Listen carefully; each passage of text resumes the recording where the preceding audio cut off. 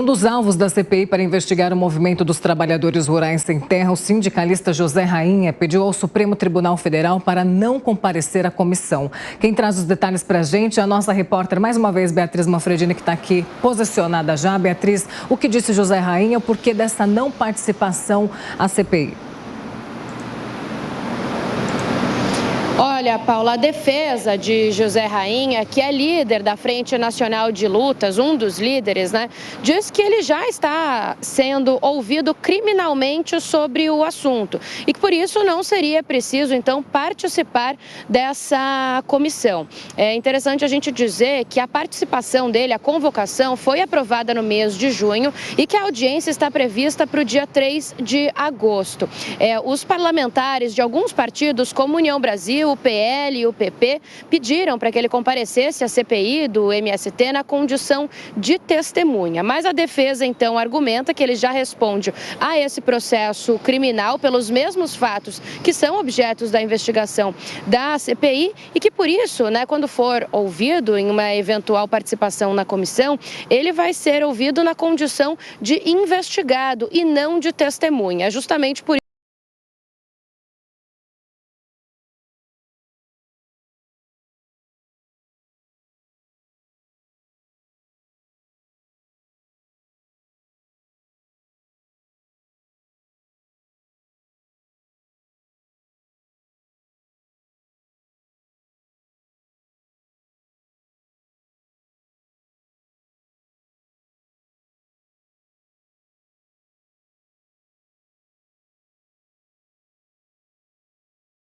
pode não responder, que ele possa não responder aos questionamentos feitos pelos parlamentares na CPI do MST. É interessante a gente dizer que o relator original desse caso, quem decidiria sobre isso, é o ministro Luiz Fux, mas como o STF, Supremo Tribunal Federal, está em recesso, e essa é uma decisão que pode ser encaixada aí como urgente, pode ficar com a ministra Rosa Weber, que é a atual presidente do STF. Agora a gente aguarda para ver se ele será liberado ou não dessa oitiva. Paula. Valeu, Beatriz Manfredini, falando aqui de São Paulo. Agora a gente gira os nossos comentaristas. Primeiramente, Diogo Schelp. Muito bom dia, Schelp.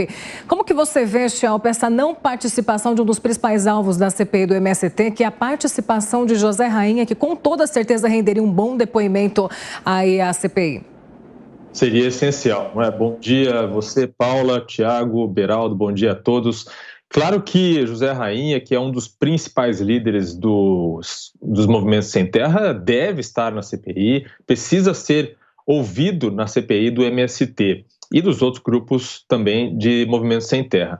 Agora, é uma estratégia das defesas, de quem vai depor em CPIs, que tem se tornado recorrente, a estratégia de alegar que o seu cliente não será ouvido como testemunha, e sim como investigado, justamente para poder pedir o direito de permanecer calado, de acabar não respondendo absolutamente nada, como ocorreu recentemente na CPMI de 8 de janeiro com o tenente-coronel Mauro Cid. Ele teve o direito de permanecer em silêncio, de não produzir provas contra si mesmo e não respondeu sequer a sua idade, o que obviamente não teria problema nenhum. Então essa é a estratégia e provavelmente, se for nesse caminho, porque claro, ele de fato tem potencial para ser investigado pela CPI, ele provavelmente vai conseguir o que quer.